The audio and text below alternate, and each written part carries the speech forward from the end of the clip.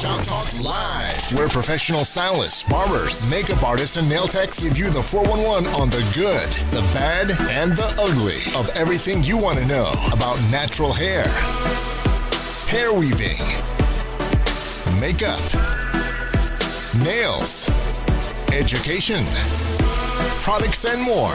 Real talk. It's what you've been waiting for. Shop Talk Live. Good, bad, the ugly. Welcome back to Shop Talk Live. Our next guest, creator of Exotics Barberbattle Tour and Exotics product line, and special judge on Cedric's Barber Battle, Curtis Smith. Welcome, Curtis. How you doing? Thanks for having me. Thank you for being here. So Curtis, give us a little history of Exotics, how you guys started, history behind the whole concept. The product line? The product line. Well, with the product, what happened was, approximately 10 years ago, I wanted to have my own product line because I went to a show. I saw a gentleman that looked like me, act like me, and he had his own product line. And this guy was making millions of dollars.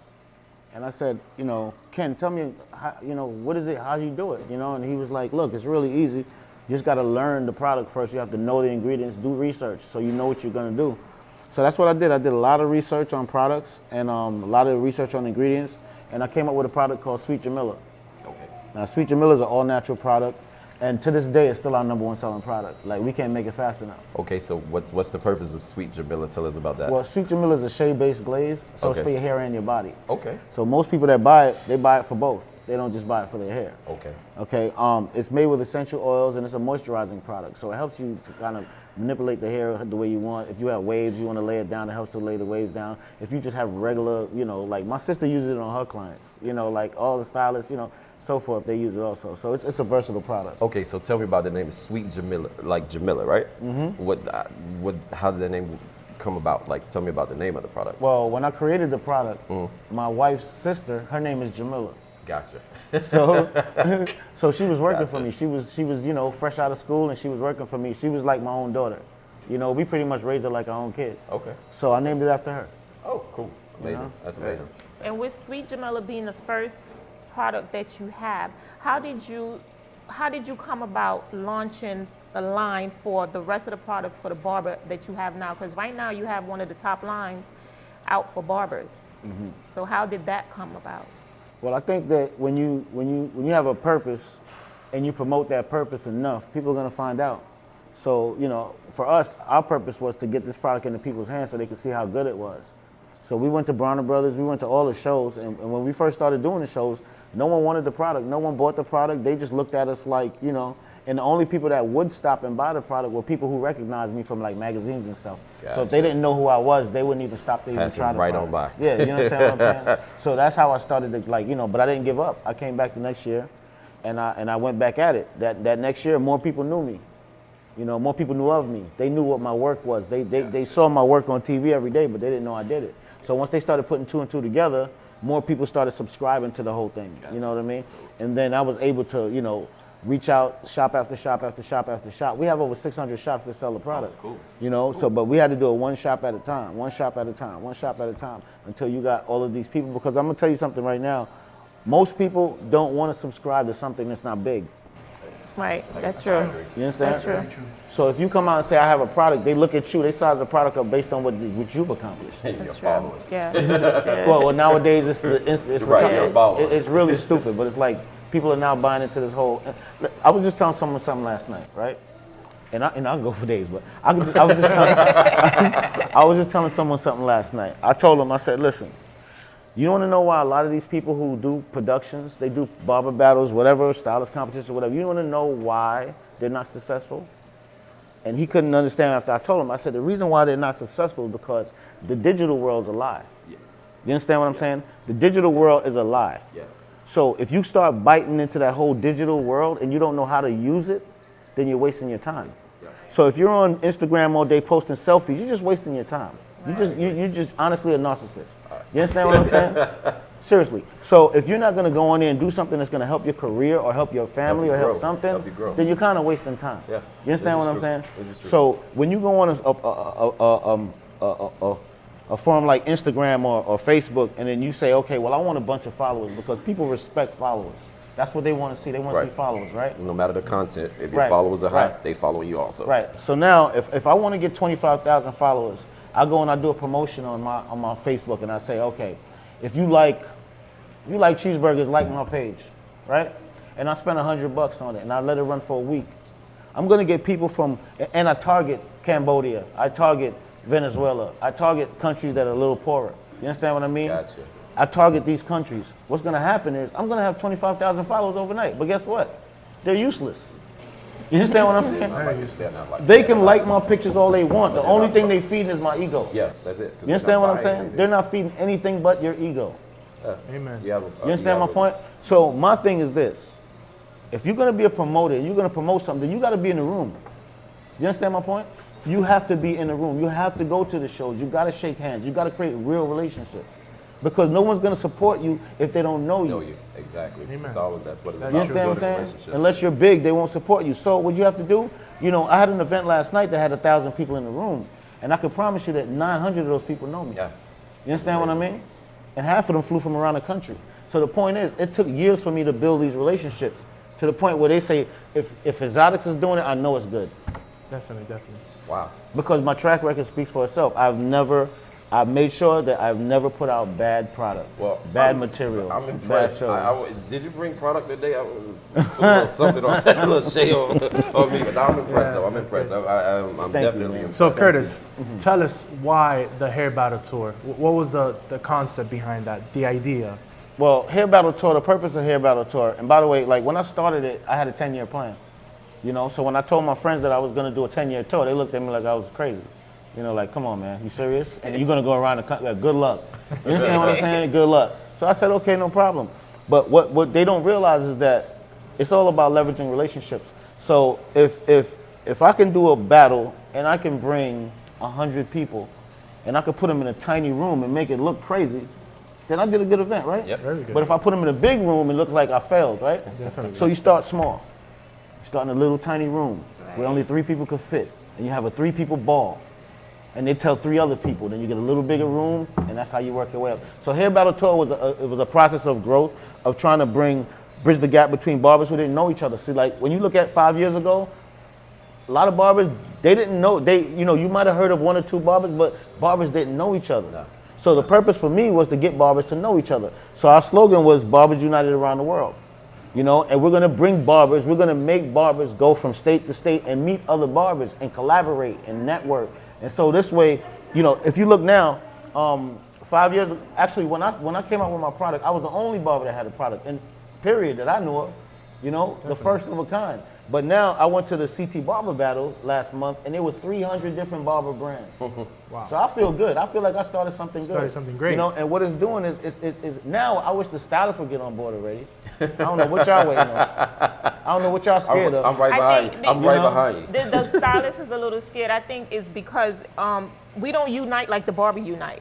There's so much competition with stylists that instead of us uniting with each other, we just part from each wanna other. be better than each other. Right, it's Yeah. too much shade going on. So at the barber battles, I see the barbers complimenting each other. Yo, bro, I like that. Yo, where you got that from? Yo, No, we that's hug dope. each other. Whatever. We hug each Yeah, other. and All at of the us, stylist, everyone. they will look at your hair and they know it look good, and they won't say a word. Now they're gonna look you up and down. They're gonna look you up and down. They're gonna keep walking. They're You know what I looking at mean? you, see where they can So pick part of it. It's really hard. It's hard. The barber community is very much one of like it's to the point now where we police each other. No, seriously, like we literally police each other. True. Like if there's someone in the barber community doing something foul, Oh, yeah. the whole barber community knows immediately, and no one rocks with that person. And they know what to do with them. You get out, like this is literally like schoolyard. Like you will literally be, like the word will get out, and literally no one will call you. Wow. It's definitely Literally. true. That's Definitely true. true. So Curtis, the list is endless that credit you for their success. But where does Curtis Smith come from? Where does Curtis Smith come Yes, from? sir. Kingston, Jamaica. Kingston, Jamaica, via Spanish Town / the Bronx. No, but where did I come from? I mean, Where did it all start? one of my friends actually let me cut his hair. Because someone cut my hair, and I was like, if this dude can do a haircut, I can do a haircut. You know, one of those type things. You know, one of my friends. So I said, let me go try and do a haircut. So I convinced one of my friends to let me cut his hair, but he wouldn't let me cut his hair. He would let me experiment on his brother first. But the bad part about it was his brother was older than both of us, and his brother is not the kind of guy whose hair you want to mess up, if you understand what I'm saying. You understand what I'm saying? So that was very nerve-wracking. So my very first cut, I just know that this dude is a bad dude, and if I mess his hair up, he might do something to me. Right? So it was nerve-wracking, but it felt good when he got up, even though the haircut was terrible. But when he got up, he loved it. You know what I'm saying? And he was in the mirror like, yeah, Kurt, yeah. He was patting it. He was like, yeah, Kurt. And I'm just sitting there like, you know what I mean? And he went off to work, and I was like, oh, that was cool. I got through it, and he didn't get mad or anything. So I said, you know, I kind of like this feeling I get when people like the finished product. You know, so it made me want to keep on doing it. So eventually, of course, I got an apprenticeship. And opened my own salon, Eboness. My sister was my first employee, okay, 1994. And, you know, and we opened up 2 other stores since then. And then, you know, cancer hit me. I had to fight the cancer. It was a rough one. But I made it through, thank God. And, you know, and at that point, I realized, like, you know, I only get one chance to live. Like, this is not... You know, this is only one. Like, you know, I got this saying that I tell people. I say, you know, if you had a bad life, it's your fault. You made the choices. You understand what I'm saying? So with me, I choose the things that I feel is going to make my life feel better. You know, and I think one of the things that make my life feel better actually is being able to leave behind a legacy. You know what I mean? Because when you leave here, if you don't leave anything behind, then you were just really selfish. You know what I mean? So I like to know that, you know, there are probably hundreds of barbers right now that thank me for their success. And I've dealt with them on a one-on-one basis and literally have helped them, you know, by, even if I'm just picking up a phone call to call someone to help get them in position somewhere. You know, like somebody called me up. As a matter of fact, one of my, a young lady I know just called me up the other day and she said, Curtis, I want to work for Paul Mitchell. And she's like, I don't know who else to call.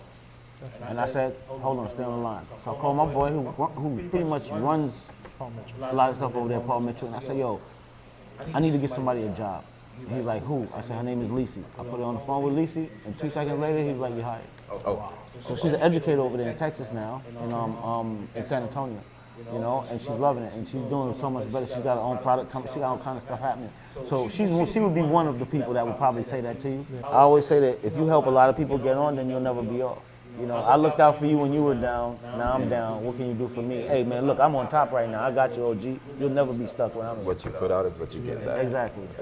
Yeah, exactly. What you put out there is what you get back. And I feel like I've put a lot out there to help a lot of people, and I never expected anything back. That's why you continue to be blessed. That's why you're successful, and you'll continue to be successful. Yeah, and I'm gonna do what I gotta do to make sure it stays that way. You know, I'm not gonna sit around and just be like, yeah, my day's coming. Good luck. That's never gonna happen. So if you out there in the world and you say my day's coming, it's not.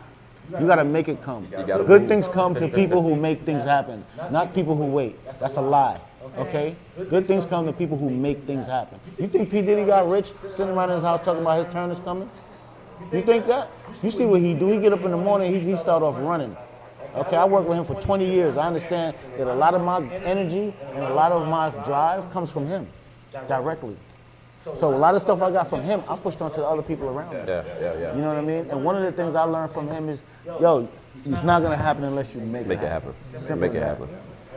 A body at rest tends to stay at rest. A body in motion tends to stay in motion. Yeah. So you got to keep it moving and put that positive energy in the world to get it back. Yeah. Curtis, I appreciate that, man. Put your work in. I appreciate that, man. Well, we thank you for coming out. We really appreciate you. Thank you. We hope to see you back to give us some more inspiration, more positive thinking, and more insight to the barber world.